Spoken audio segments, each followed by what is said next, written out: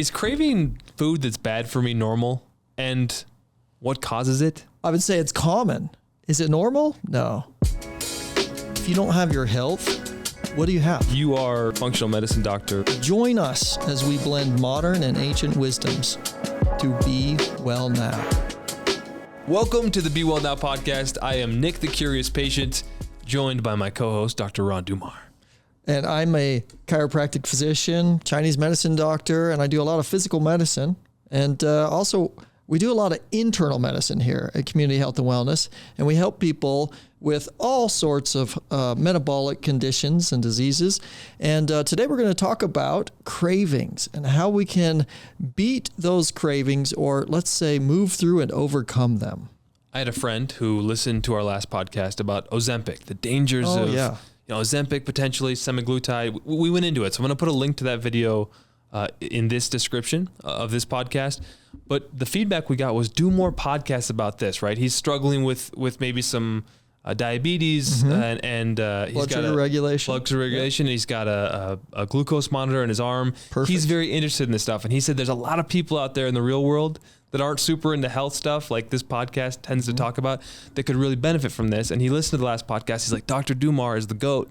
He really respected what you had to say. And he said, give me more of that. So that's where I propose we continue down this road. I think that's fantastic. And the interesting thing about your friend who has the continuous glucose monitor is that this gives you real-time feedback on what is spiking or dipping your sugar.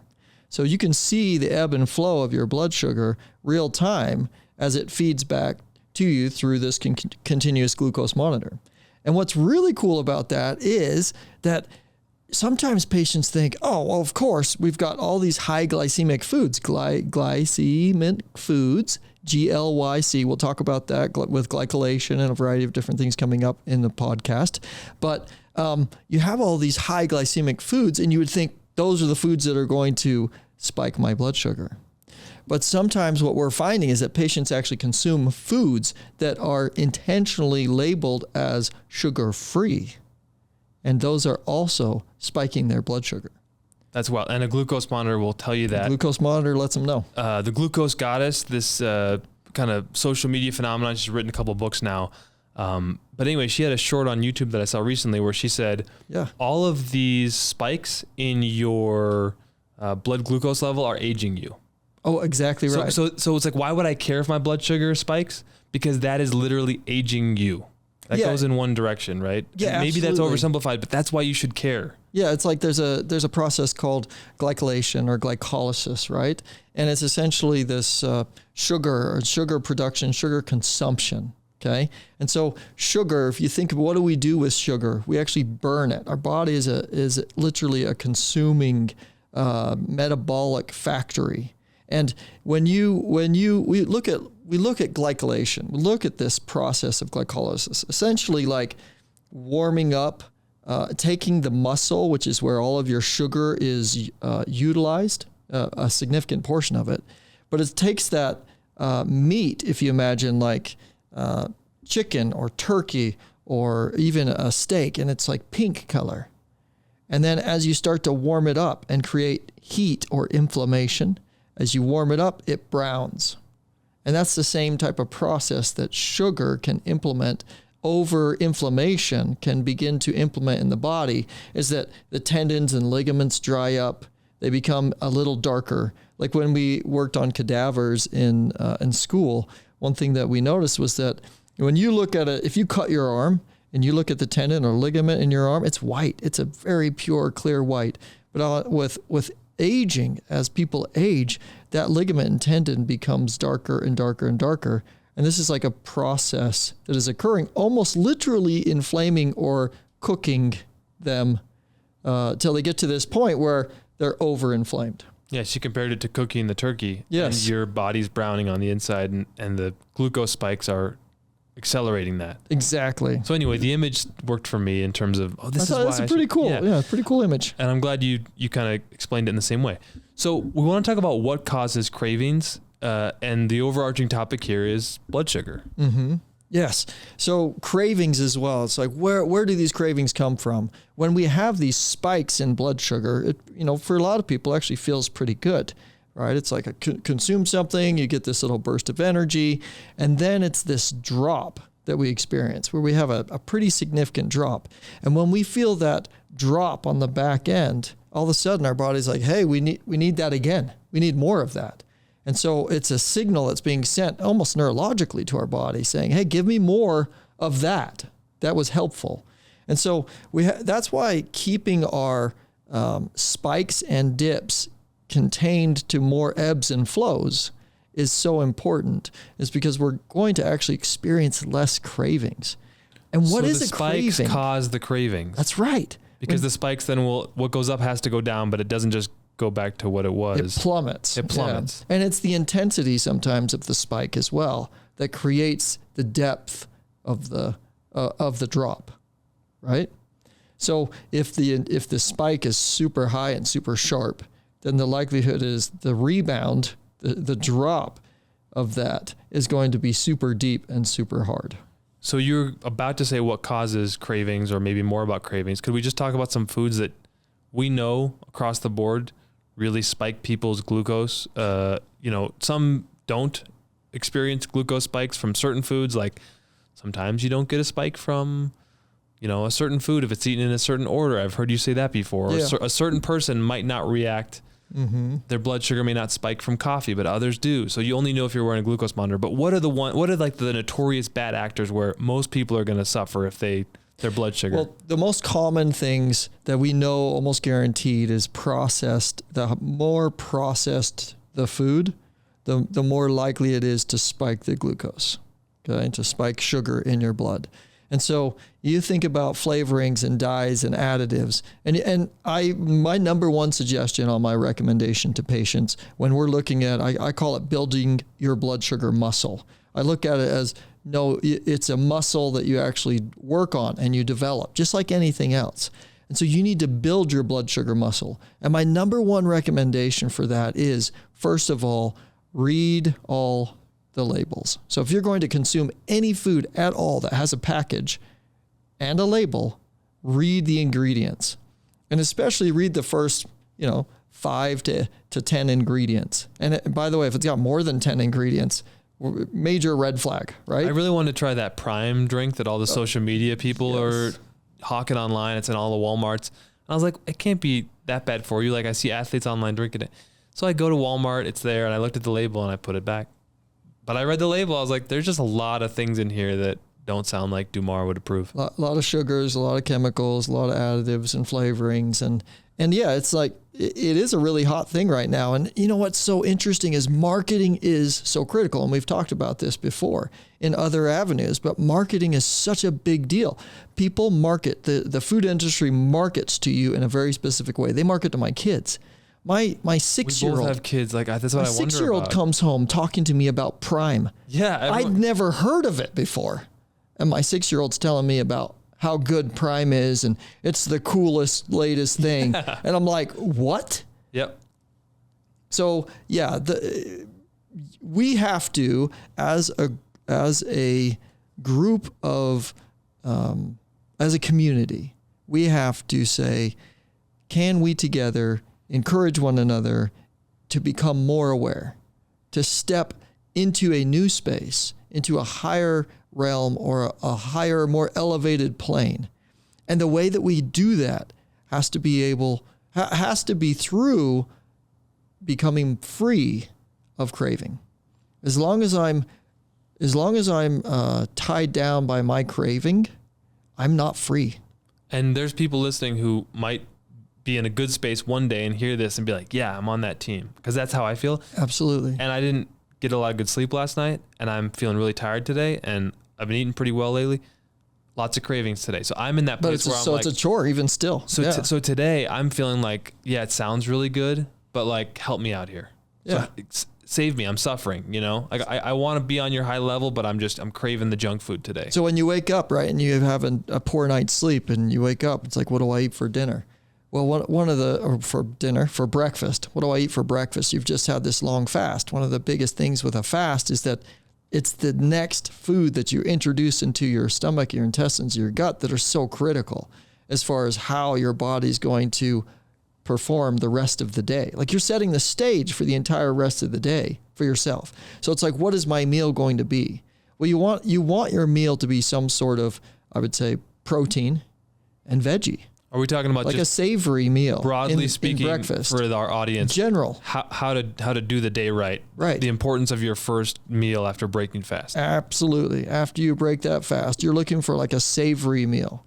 Not a most meals in the United States are, especially for breakfast, most people choose food items that are high sugar, high carb, incredibly processed. So in the real world, a lot of the people with kids are going to have this stuff in their kitchen.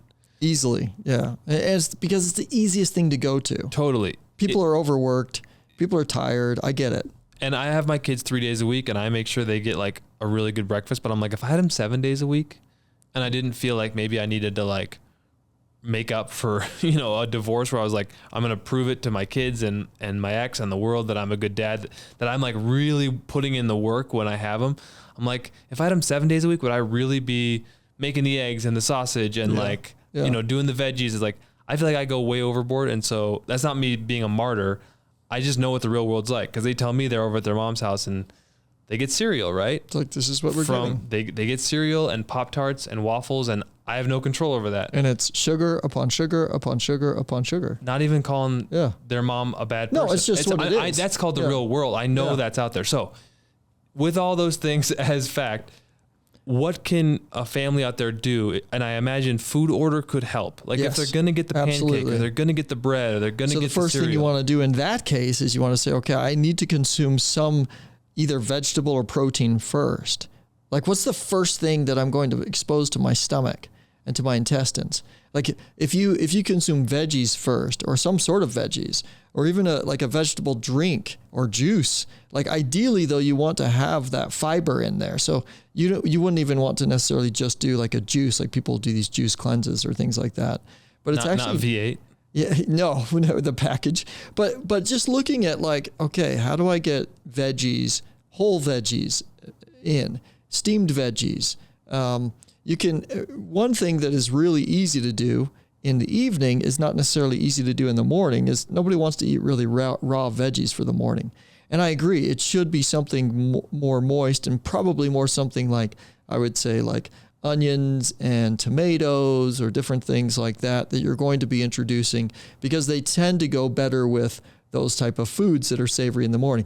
But you can easily throw in spinach.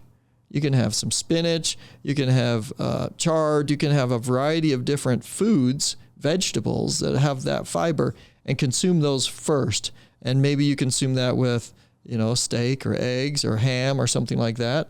And that's your first consumption in the morning. So what that's going to do is it's going to start blocking or filling those glucose receptors in your cells, right? It's going to start filling them or covering them.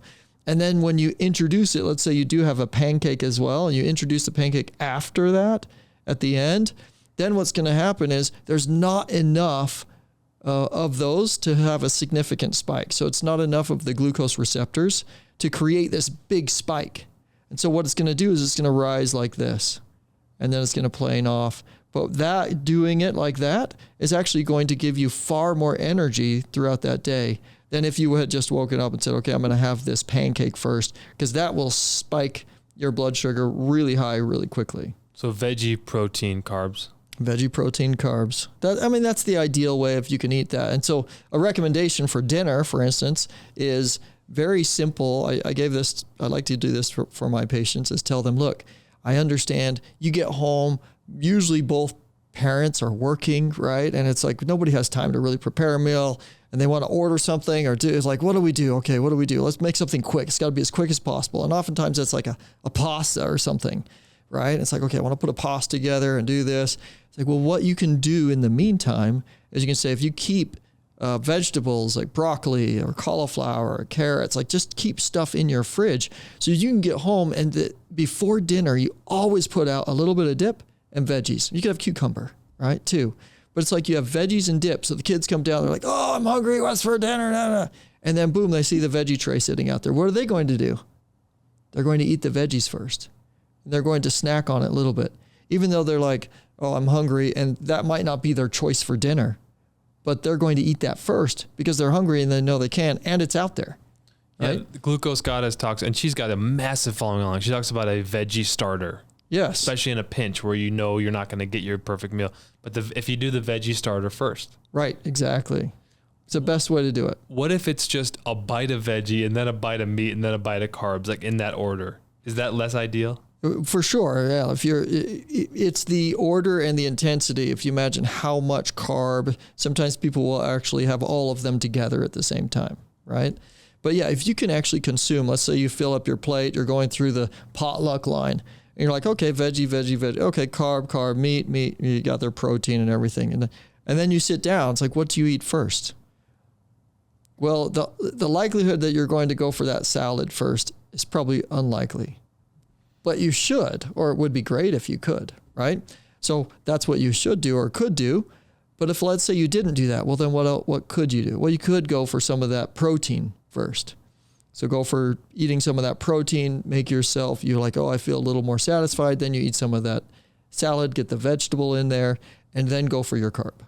So that's a really great way to say, help yourself to prevent some of these spikes and dips so that you're not having those cravings. But there's another deeper cause of cravings, maybe even more psychological or mental that we experience. And it actually comes from eating hyper palatable foods or foods that we consider to be super, super tasteful. Like we really love them, but they've got all these excitotoxins. We talked about them before too, and chemicals. And these are excitotoxins. They light up the brain. They make your body feel just like, whoa, that was really good. That tasted amazing, right? There's gustatory sensors. There's a gustatory, which essentially means from your tongue to your brain. There's a pathway that goes from your tongue to your brain. You eat something, boom, it sends a signal to your brain, and your body's like, wow, was that pleasurable? Was that beneficial? Should we continue to do this? And that is an area where dopamine plays a role. And we've talked a lot about dopamine and how we can become dopamine addicts and how we can free ourselves from this dopamine addiction. But dopamine actually plays a role in cravings, and it's one of the things I think that cements the craving for somebody as well. Like it gets you deeper into the craving. Whereas the spike and dip might be like, okay, I need to have something now. Really cementing that craving is when dopamine is released and it's like, wow, that was a really pleasurable experience. That made me feel good. I'm on top of the world right now. I'm on cloud 9, all of those type of experience. Wow, that was such a great meal, all of those things. We want to be able to eat food, consume foods that are going to release dopamine and that are going to be able to have us experience pleasure through eating food. But there's excitatory foods, like I mentioned before, and the highly processed foods are among those. Those are excitatory foods that actually secrete dopamine to a much higher amount. They seem very pleasurable, okay, almost too pleasurable. But what happens is we overwhelm those receptors, the dopamine receptors. And dopamine receptor 2, it's referred to as D2, actually starts to become more depleted, or it starts to fall away or become less sensitive. Therefore, what will happen is you end up, when you consume a food in the future, you're like, oh, wow, this was really good that last time. What's happening now? And it's not as pleasurable for you because you've actually overwhelmed the sensor, the dopamine receptor, so you're not able to even experience as much pleasure from consuming that food. Wow. So then you need more and more and more of it to try to create that type of response. So that's an addiction, right? Yeah, because you think about drugs or alcohol and kind of that dopamine it's cycle, the same right? cycle. Which even happens before you even do the thing. Mm-hmm. But then once there's the letdown, there's like, what goes up must come down. Then you're craving it again and you get anxious or depressed when you don't have it and you want it. And that has nothing to do with the ingredients in the food. Right. That's a totally different system working. Yes. Yeah. So the processed foods have a far more excitatory effect from the tongue to the brain. Okay. So it is the ingredients or the lack of ingredients, right? Or certain ingredients that are more neurostimulating. And we've studied food. Like our food producers have got this down to literal a science. They know what the tongue and the brain want. Right. Okay. And so while we're on this topic as well, it's like there's a difference between processed foods and food out of the garden, right? Or even food from produce food, right? Even though it's like, okay, we've maybe over years we have definitely farmed and bred these foods to be a certain way, but there's still a very significant difference between the product from a food and the food itself. So for instance, an orange. I love oranges. I love to eat oranges. I actually love to eat orange, the peel, the pith, the white part. I've taught all my kids, always eat the white part when you consume an orange because it will help with your digestion. It slows the process of the sugar. So you get about 12 grams of sugar in an orange, right? So 12 grams of sugar, well, that seems like quite a bit. We have 1 gram of sugar per Lionade scoop, right? That's ideal. Lionade is an all-natural energy drink. Yeah, exactly. Link is in the description below. Thank you for our sponsor, Lionade. Thank you, Lionade. Yeah. And thank you. So the thing is that orange has 12 grams of sugar in it. And if it has 12 grams of sugar in it, but I eat the pith, like as I'm peeling that orange, I eat the pith. So I'm eating the pith first, which then that enters in and it's going to help cover some of those glucose receptors, which means when I do eat the orange, it's going to be absorbed more slowly. You eat the pith first? Yes. That's kind of hard. Because I peel it and then I eat it and then I peel it and then I eat it and I peel it and I eat it. Plus it helps me to actually eat something while I'm waiting to get that stinking orange open, right? So maybe I'm just too impatient. But the other thing is that if you consume orange juice, if you consume a glass of orange juice, it's like 40 grams of sugar, 40 grams. So somewhere between the whole orange versus a glass of orange juice, we got from 12 grams to 40 grams. And then it's with all of the fiber in the orange and all of the product that our body has to break down in order to get to the sugar so that we can extract it, versus in the product orange juice, it's just boom, a straight kick. It goes straight to our cells and it's a spike. So those are the type of things you want to avoid is the product, the fruit product, like the fruit juices and things like that. You're always going to do better going with the fruit itself. Right. I think we're getting to why this matters, right? Like one of the show notes is when you recurrently trigger a surge in dopamine by repeatedly ingesting high amounts of sugar, the dopamine levels start to drop. That's exactly right. And repeated amounts of sugar, salt, or carbs can trigger a reduction in that dopamine receptor D2. So I get why repeated exposure and eating a lot of these foods is detrimental to my system. Do you have some foods for me that you'd recommend outside of the order of foods that yes. I know it's going to be don't eat processed foods and eat whole food, but like what in specific could someone struggling with prediabetes or diabetes or just cravings, hear from this and take something away? Yeah. So foods that we should be eating, or are you asking for foods that are super sweet and interesting to the taste buds and the tongue, or are we just talking about foods that are going to be beneficial in general? Tell me what to eat. So the basic thing that you want to eat, is vegetables. Like if you can eat broccoli, if you can choose to eat carrots as a snack, broccoli, even though people say, well, carrots are high glycemic. Okay, well, yeah, but you have to pull all of that sugar out of the carrot and out of the product of the carrot itself. And you get through all that fiber. By the time you actually get through all that fiber and you get to the sugar, it's like, oh gosh, we did all that work. Finally, here we are, right?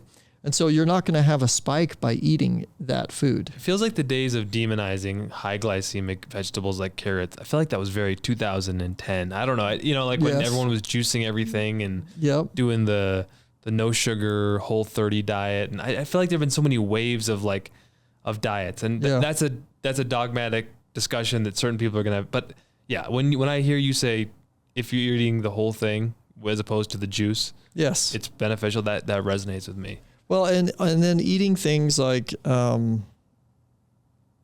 eating even just turkey, eating meat, proteins are very beneficial. Quality fat. Let's say that you are going to eat some bread and you're thinking, oh, I want to eat some bread. And rather than just eating the bread, one of our favorite snacks at our house is avocado toast. So we love to put, and then you can up the game here by saying, well, let's put it on some sourdough bread. So you get sourdough bread and you have toast there, and then you put your avocado, and so you get a nice fatty. What kind of bread do you recommend? What kind of bread? Because I imagine bread and pasta is kind of that, stay away. Yeah, so typically we want to minimize the amount of carbs. However, it's really just about when we consume the carb. It's more about when we consume the carb, right? That's a step that you can take first. And then if you can look at like, okay, how processed are my carbs? If when you're buying bread and you're looking at bread, what you're going to feed to your kids, what you're going to make sandwiches with. Well, some people love sandwiches. They live on sandwiches. It's like, okay, well, look at that bread. Look at the label. Again, remember, that's number one. Number one tip is look at the label. Oftentimes you'll find that the first ingredient in bread is brown sugar or corn syrup. So that's a warning sign? Well, yeah, that's a major warning sign. So then I wouldn't purchase that bread. I would go to another one. I do really like sourdough breads. And also in our home, we like to use the pitas that are non-leavened breads, right? So those are also a great option. But really read the labels, look at what is going to be the least processed food that I can consume, and how can I consume food in its original state as close as possible. Now, we wanted to talk about a couple of things. You mentioned avocado toast in terms of, I believe, the order of food. Is that where we left off? So avocado toast was really more of like a snack. Let's say breads. We were talking about breads in general and staying away from carbs or reducing or limiting carbs. But if somebody wants to or is going to eat carb, it'd be better for them to combine that with a veggie or combine that with a fat, right? Or combine it even with a protein. Okay. So those are things that would be beneficial to help their body so they don't have the spike and therefore they don't get the dip and the cravings are less. They're going to have more sustained energy over time. Would you recommend like a handful of pecans or walnuts before eating a piece of fruit? Would that help? I do think, yes, eating nuts, having nuts, and people often will like to have like berries with the nuts or dried berries. Dried fruits do tend to contain more sugar. They're dense.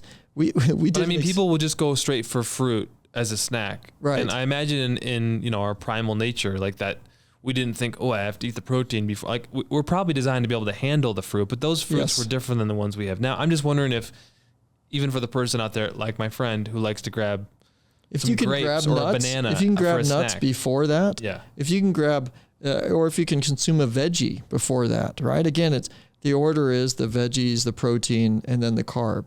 So if you can get in any form as best as you can, say, how do I improve this? We're trying to take steps towards better health here. It's not an exact science where you're going to say, or an all or nothing. It's not an all or nothing thing where you say no carbs, all veggies and protein, or, we have people out there who are consuming only meat, right? Meat and fat. That's their whole diet. And it's like, well, I really feel like we have a gut culture that is built up of consuming fats and consuming meat and consuming carbs in large amount. And what I have found is when I've traveled and when my patients have traveled to Europe or other places outside of the United States, for some reason, they're all of a sudden able to consume all the carbs they want without any dysfunction or disruption to their gut or GI or any headaches or migraines or anything. And what is the difference there? The difference is the processing to the food, the sprays, the pesticides, the herbicides, those things that are allowed to be used here in this country, and the processing that the food undergoes in this country as compared to other countries where those things are banned. And so if we can get back to a little bit less chemical introduction to our food and a little bit more original production of even the breads, the pastas, and things like that, we're going to find we have less problem with them. And so it's really not the carbohydrates itself. that we're dealing with. That's not as much of the problem as it is the other elements that are used in all the processing of it. One thing you mentioned in your show notes here is that intermittent fasting can help increase the number of dopamine receptors in our brain. And when I started, I would get so hangry coming to this clinic, about a year and a half ago when we started working together. I would get so hangry I couldn't even imagine fasting. Yes. Like after 3 hours, like the headaches and the dizziness, I was like, I don't understand how people do this. But we did some blood tests and started working on the order I ate food. And that's why I get fired up about this subject. But I didn't know. I'm just looking at the notes. Yeah, the and cool now I thing can is, do intermittent fasting, and it's interesting. I don't know everything there's to know about it, but you say it increases dopamine? Yeah, so a lot of your neurotransmitters are produced in your gut, in your GI. And so the health of your GI actually impacts neurological and brain health as well. So it impacts anxiety. It impacts depression. It impacts recovery from a concussion. So when we have concussion patients, we have a brain injury and brain traumatology rehab center here. And when we have our brain patients come in, diet is a huge thing. It's like if their gut is a problem, how can we get their brain online? We can't. The brain is constantly overwhelmed by what's happening in the gut. And so it's inflamed. And literally, like we talked about that same process happening to the muscles, the glycolation, we talked about that happening to the muscles. That happens to the brain too. In fact, there's been studies that have been done on insulin resistance where patients are not able to properly get sugar into the cells. And so sugar builds up in the blood. And these patients have much higher rates and incidence of Alzheimer's, early onset dementia. So this is blood sugar regulation in the body contributing to some of the leading causes of disease that we're experiencing in our modern life. And so this is a significant deal. Gut health is huge, and it plays a significant role. So there's a GLP-1. We talked about that, Ozempic before. We talked about that GLP-1 hormone. It is stimulated, the release of GLP-1 is stimulated by, its release is stimulated by bacteria in the gut and the GI. So when you consume food, what happens is the body sends a signal, the gut, it responds, and the bacteria start consuming the food, and then it signals the release of GLP-1, the hormone, so they can help the body to say, oh, we're satiated. And so you reach this satiation point. Well, a lot of people, they don't reach this satiation point. They're used to having this gustatory tongue-brain interaction, and that gives them a rise of dopamine, and then it starts to drop, and they're going for this dopamine, and they're not going for and not receiving anymore the GLP-1 release in the gut because they have a disruption of the GI.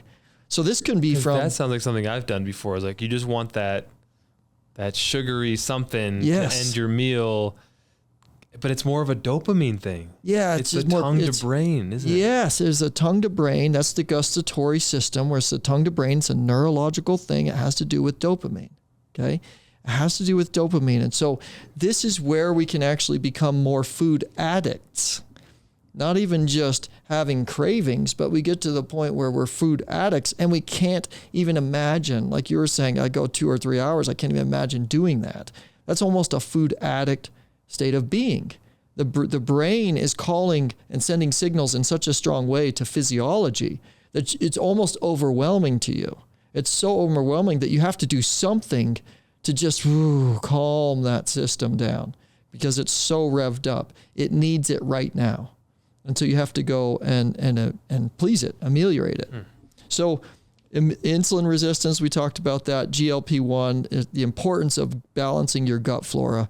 If you've had antibiotics or even some of the pesticides and sprays and herbicides that we use actually impact our gut flora. And so they'll kill off certain species of the gut. And that can be problematic for the production of hormones like GLP-1, for the production of neurotransmitters like dopamine and serotonin, which is a mood regulator, and sleep regulator that comes from the gut as well. Like 98% of your serotonin is a gut-related issue. So when you're talking about cravings, it's layers deep. It's not entirely just blood sugar, but blood sugar is certainly the tip of the iceberg. And below that, we have the potential of development for addiction. So how do we do this? We've talked a lot about eating veggies first. We've talked about eating savory breakfast. I've talked about making sure that you're going to read any label. Just read it. Some of my patients, I challenge them and I say, write them down. Write them down. Write the label down. And if you get tired, put the product back. Right? It's like, I don't want to write that label down. Great, put that product back. You know, it's a very simple way to begin to focus yourself on the importance of something. Well, it's important what's in our food. It's critical what's in our food because it plays a big role in our gut and our GI. There are these cells in our gut in a variety of different areas that take up nutrients. They're designed to take up nutrients. And if they get inflamed or irritated, they can gap open, right? They can gap open and we develop what is called gut permeability, or a lot of people now have heard of it as leaky gut, right? So then you start to leak proteins and you start to leak things into your blood barrier that you really don't want and shouldn't have. Regular exercise is another thing that can benefit your mood.